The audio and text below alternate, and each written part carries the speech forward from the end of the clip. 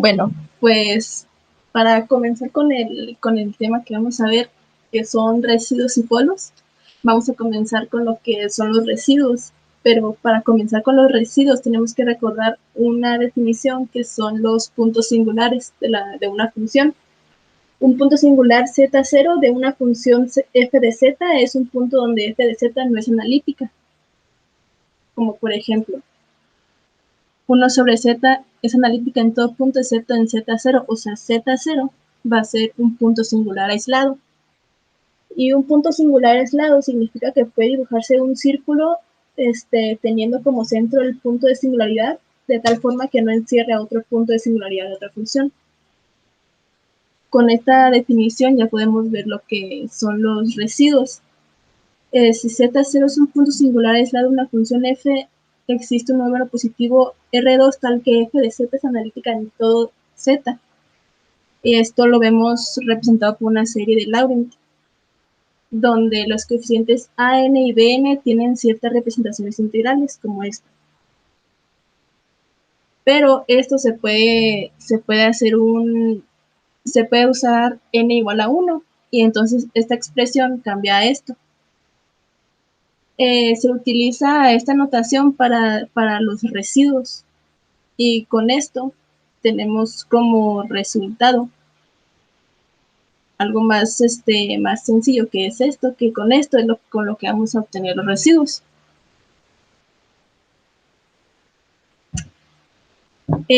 Como por ejemplo, usando una integral, vamos a ver un ejemplo que tengo aquí de f de z con exponente de 1 entre z. Aquí sabemos que z0 es una singularidad, entonces vamos a sacar el residuo de f de z en 0. Entonces, como tenemos esta definición, que también la tenemos en el libro, que está aquí,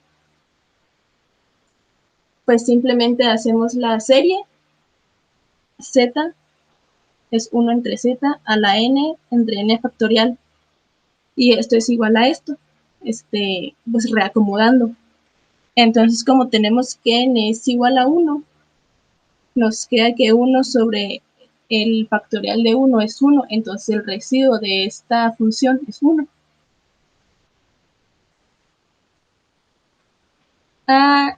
Y ahora tenemos el teorema de los residuos. Si una función f tiene solo un número finito de puntos singulares interiores a un contorno cerrado simple, dado z, han de ser aislados, como tenemos aquí.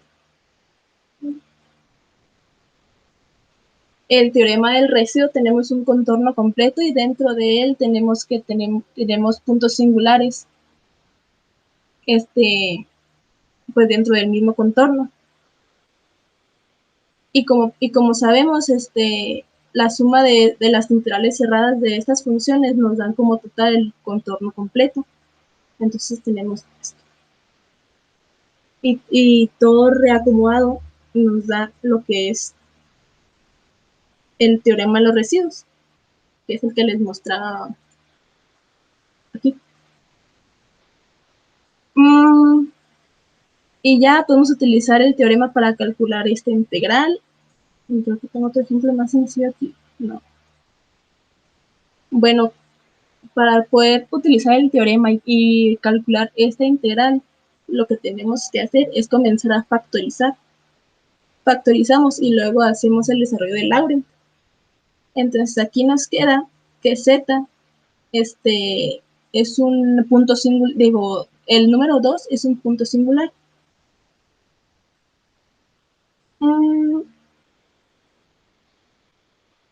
Entonces, pero este desarrollo es un poco más complejo. Aquí el libro nos muestra un desarrollo más fácil, porque tenemos que utilizar la integral, la serie y todo. Miren, por ejemplo, utilizando esta. Si utilizamos esta ecuación, en contar los residuos es todavía más sencillo, como dice el ejemplo. Ahora vamos a ver lo que es la parte principal de una función, hemos visto que si una función f tiene un punto singular aislado z0, puede representarse por una serie de Laurent. Aquí es donde ya comenzamos a ver lo que son los polos. Pero espero eso se me hace más fácil explicarlo con esto. Como por ejemplo, tenemos aquí una función f de z, que es 1 sobre z por z menos 1 al cuadrado. Aquí tenemos que las singularidades para que esta función no sea analítica es en 0 y en 1. En 0 y en 1. Entonces, estas singularidades van a tener polos de un determinado orden. El polo z igual a 0 es un polo de orden 1 porque z es lineal. Y z igual a 1 va a ser un polo de orden 2 porque z es cuadrado.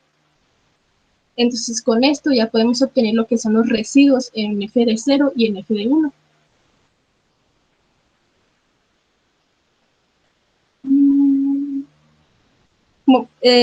Igual como mencionaba aquí, la función tiene un polo de orden 3 aquí, porque es z cúbica.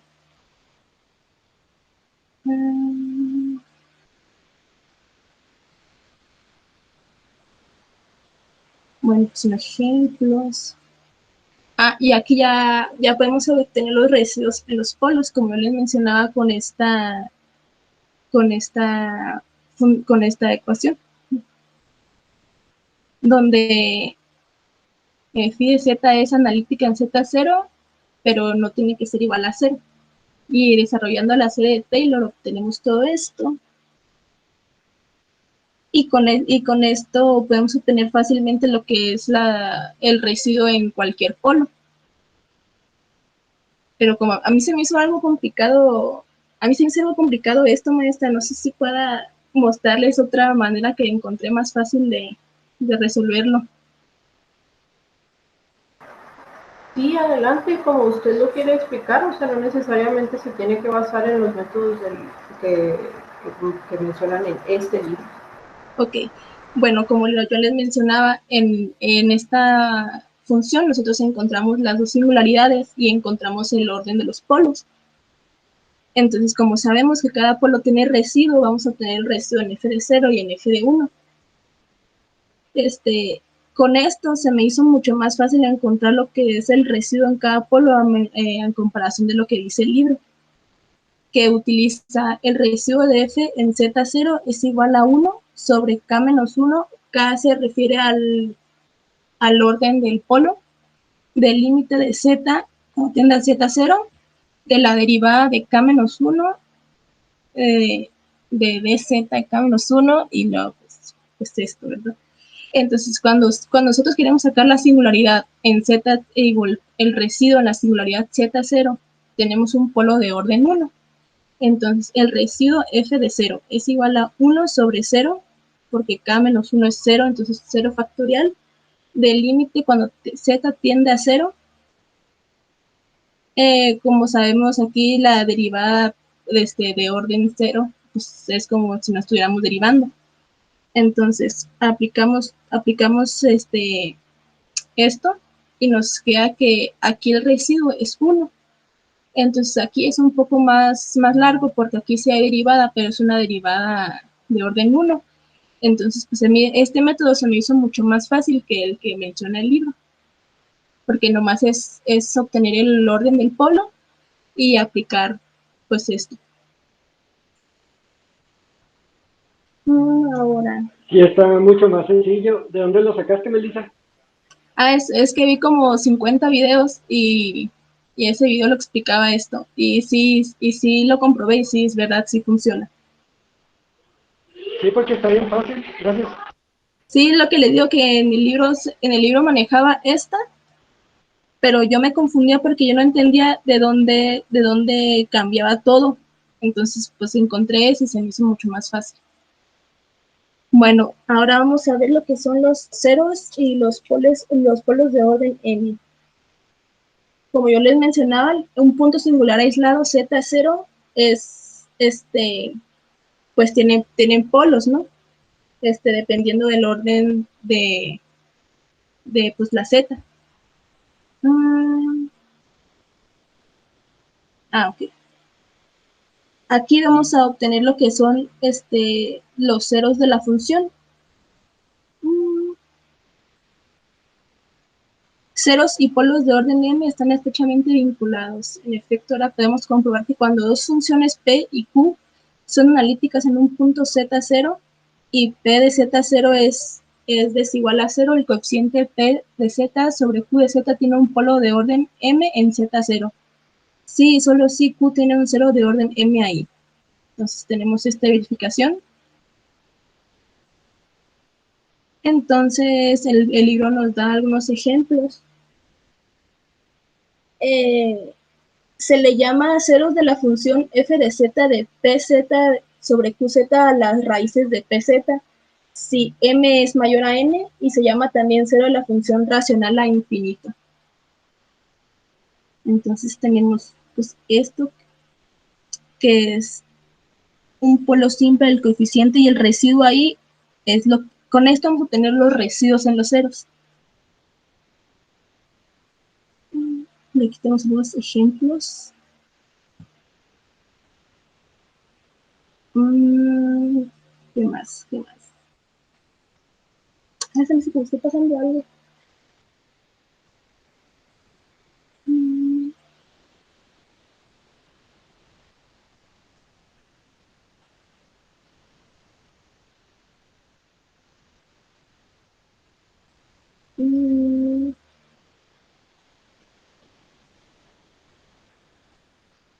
Bueno, no sé de dónde me lo pasé, pero un concepto importante para mencionar son los puntos singulares evitables.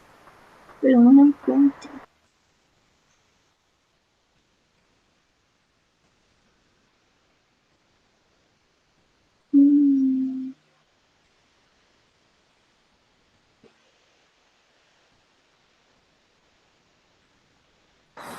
Creo que estaba más al principio, ¿no? A ver.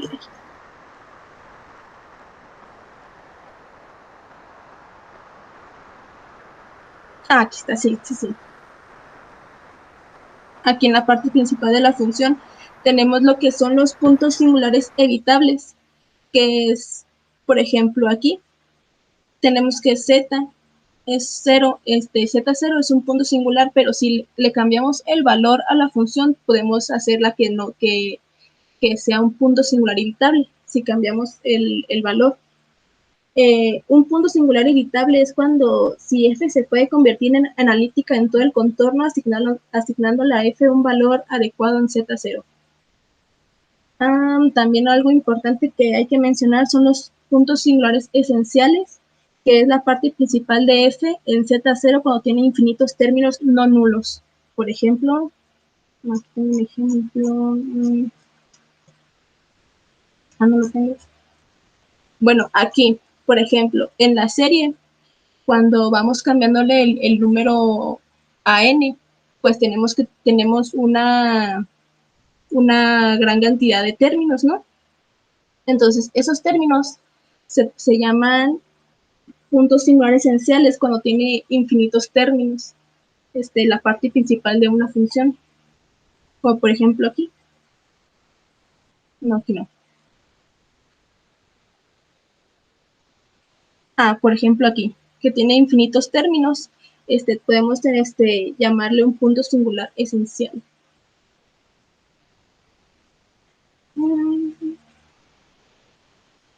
Y pues ahora con lo que vimos sobre los residuos y los polos y los puntos singulares, podemos aplicarlo en un cálculo de integrales reales impropias.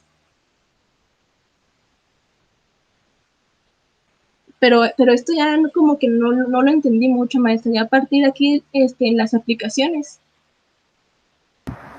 No, las aplicaciones todavía no las vamos a ver. Eso las vamos a ver hasta la siguiente semana. O sea, era nada más llegar hasta... ahí le digo exactamente. Espera. Hasta aquí ceros y polos de orden n. Sí, ajá, ahí. Lo que no me fijé si mencionó, porque me levanté poquito, fue lo de el teorema de Cauchy, de la integral para los integrales de contorno. Sí, la mencioné aquí, ¿no? ¿No es esta la del teorema de los residuos? A ver, dile un poquito para arriba.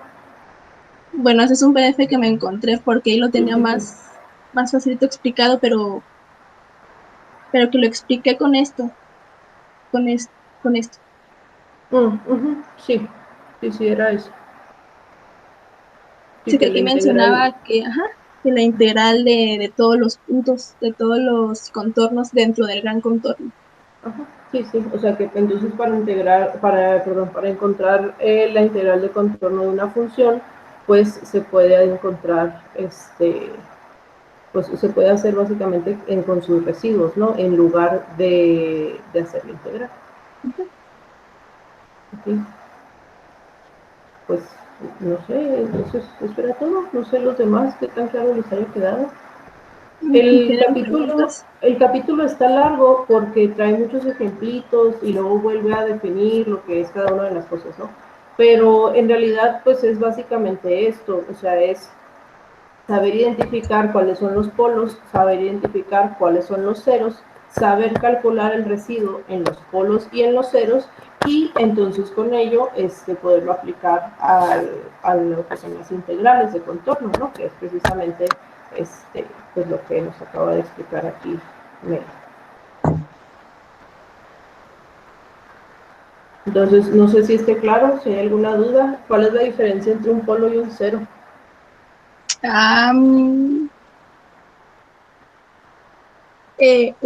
Los ceros son raíces de P de Z, ¿no? Ajá. Sí, pues los ceros son las raíces de la función, o sea, básicamente, valga la redundancia, el punto en el cual la raíz se vuelve cero, perdón, la función se vuelve cero. ¿Y los polos? Y los polos, mm, mm,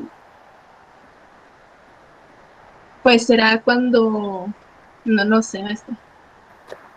Pues un Cuando no es polo analítica. es, así es, o sea, un polo es el punto es el punto o es el valor de z para el cual la función no es analítica, es decir, que de alguna forma se indetermina.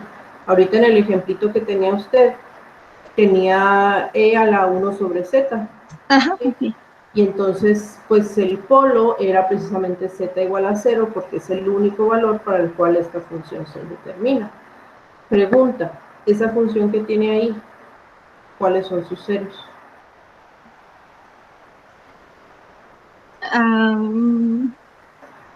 Si es que existen, ¿verdad?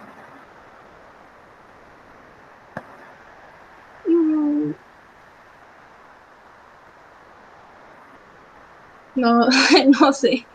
No tiene, o sea, al ser una exponencial, pues sabemos que la exponencial nunca vale 0, ¿sí? Entonces, pues esta función no tiene ceros, pero sí tiene polos. Por ejemplo, si tuviéramos en lugar de e a la 1 sobre z, si tuviéramos nada más e a la z, tendríamos polos. Se me hace que, no sé,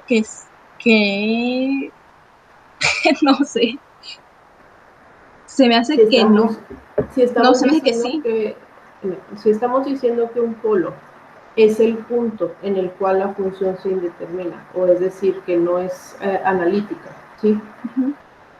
Entonces, e a la z, ¿en qué punto no está definido? Cuando Z valga 1, No, e a la 1 está definido. Miren, déjenme pongo el pizarroncito. Los valores negativos del eje real, ¿no? Del eje imaginario, perdón. No, ¿por qué? A ver, ahí les va. No, sí es analítica en todo lugar, ¿no? Sí, e a la z es analítica en todo el plano. Y es analítica, ¿cierto? Ahí les va, espérenme 2 segundos. Aquí hay que conecto todo esto. O sea, lo importante de notar aquí es que no todas las funciones van a tener ceros y no todas las funciones van a tener polos, ¿sí? Entonces, pues este teorema no se va a poder aplicar siempre, porque pues no todas las funciones van a tener los o sea, se va a poder calcular los ceros y los polos necesarios para aplicar el teorema, ¿sí? Entonces, déjenme más, empiezo esta cosa.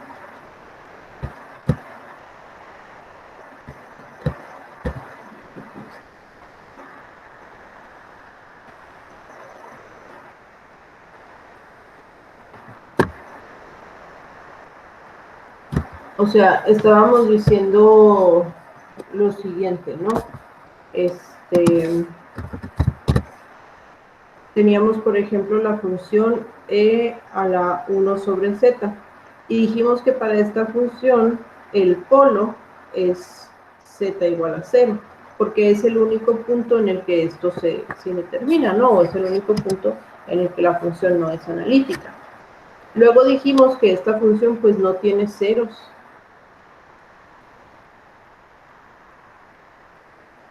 Porque pues la definición de exponencial pues no hay, o sea, la exponencial no es cero en ninguna parte de su dominio, ¿sí? Entonces uno va a tener ceros. Luego dijimos, por ejemplo, la función e a la z.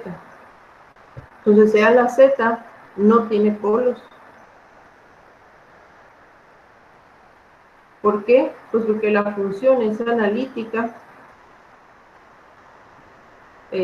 para todo z que pertenece al plano, ¿sí? O sea, no hay ningún punto en el cual esta función se determina. Si z es positivo, más bien, si z es real, no sé cómo decirlo, no importa qué cuadrante o sobre cuál eje esté el valor de z, ya sea que sea real puro, imaginario puro, positivo, negativo, parte real positiva, parte imaginaria negativa, o sea, no importa en qué cuadrante se encuentre, el valor del exponencial está, o sea, el valor de la función exponencial está definido, ¿sí? Entonces, pues, la función es analítica y por lo tanto no va a tener polos. ¿Qué otro tipo de funciones se les ocurre que no va a tener polos?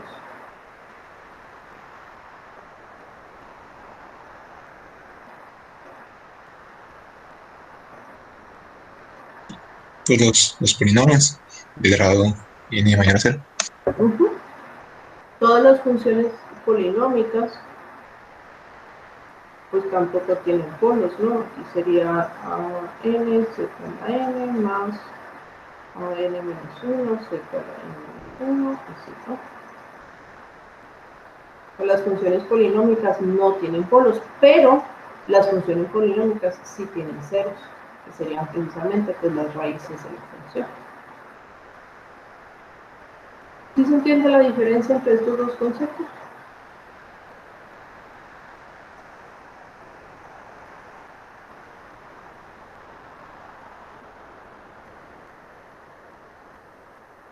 Bueno, entonces, pues nada, muchachos, esto era básicamente lo que corresponde a esta sesión, ver cómo obtener los polos, los ceros, el residuo y luego cómo aplicarlo a las integrales de contorno, ¿verdad? Entonces, pues si no tienen más dudas o comentarios, quedaría entonces hasta aquí. Mañana a más tardar a mediodía les pongo su actividad 3 ahí en plataforma y la siguiente semana pues terminaríamos con un poco de las aplicaciones de este tema de residuos y estaríamos viendo el último tema que es mapeo conforme y con eso terminaríamos el curso. Maestra, yo tengo una pregunta. Entonces, ¿los puntos singulares son lo mismo que un polo? Nada más que se pueden quitar. O sea, Ok. un punto singular se puede remover y el polo no. Ah, ok. Bueno, pues entonces nada más, nos quedaríamos de ver ya hasta el lunes, ¿sí? De todas formas, ahí en plataforma voy a poner a las personas que les toque exponer la siguiente semana, para que vayan quitando eso también, por favor. Bueno, a los que les falte exponer. Que nada más chequen qué día les toca, pero ahí les aviso por el grupo cuando ya esté puesto la tablita.